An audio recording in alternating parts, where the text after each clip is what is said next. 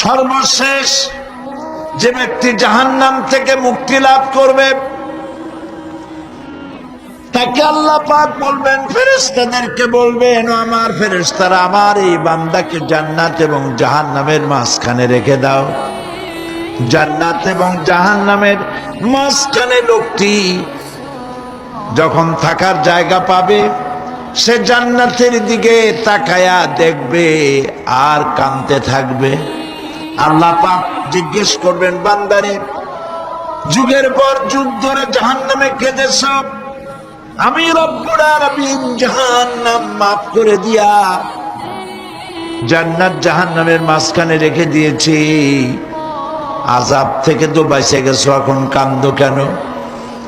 লোকটি বলবে, রব্বুল আলামিন কান্দি এই কারণে, জাহান্নাম থেকে মাফ করেছো, তোমার শুকরিয়া আদায় করি।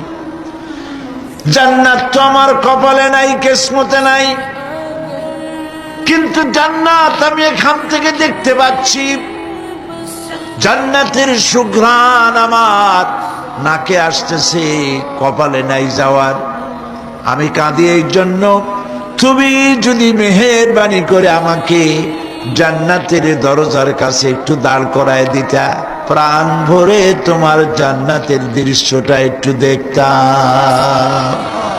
আল্লাহ পাক তার আরজি পূরণ করবেন, বলবেন যাও, ফেরেশতাদের বলবেন এর জান্নাতের দরজার কাছে দাঁড় করায় দাও। জান্নাতের দরজার কাছে দাঁড়িয়ে লোকটি আবার কান্না শুরু করবে।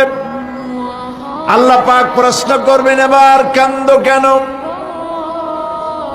লোকটি বলবে, রব্বুল আলামিন কান্দি এই কারণে, জান্নাতের এই দরজায় দাঁড়ায়া জান্নাতের অফুরন্ত নেয়ামত কিছুই ভালো করে দেখা যায় না, শুধু অল্প জায়গা দেখি।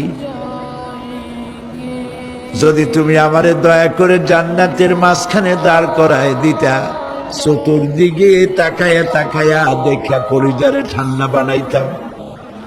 তবে আমি ওয়াদা করি, জান্নাতের কোন নাজ নিয়ামত, কোন ফল আমি খাবো না, ধরবো না, ছুঁইব না।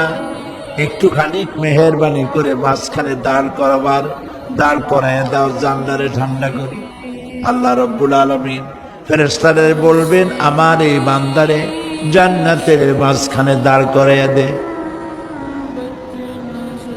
আল্লাহর নবী বলেন, জান্নাতের মাঝখানে দাঁড়িয়ে লোকটি আগের চাইতে আরো জোরে চিৎকার মেরে কাঁদতে থাকবে। আল্লাহ পাক বলবেন, বান্দারে কি হলো তোর? দরজার কাছে আসতে চেয়েছিলে, আইনা দিলাম। আবার এবার মাঝখানে আসতে চাইছো, তাও এনে দিয়েছি, আবার কান্দো কেন?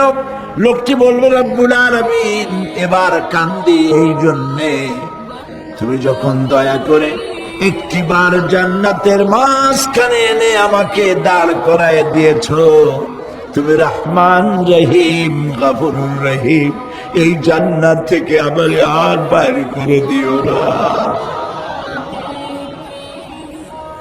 আল্লাহ রাব্বুল আলামিন বলবেন, ও আমার বান্দারে, আমার এই জান্নাত তোর খুব পছন্দ হয়েছে নাকি? লোকটি বলবে, রব্বুল আলামিন কলিজা ঠান্ডা হয়ে গেছে, ভাবতেও পারি নাই জান্নাত এত সুন্দর। আল্লাহ পাক বলবেন, বান্দারে এরকম একটি নয়, দুইটা নয়, তোর জন্য আমি 10টা জান্নাত এরকম রিজার্ভ করে রাখছি।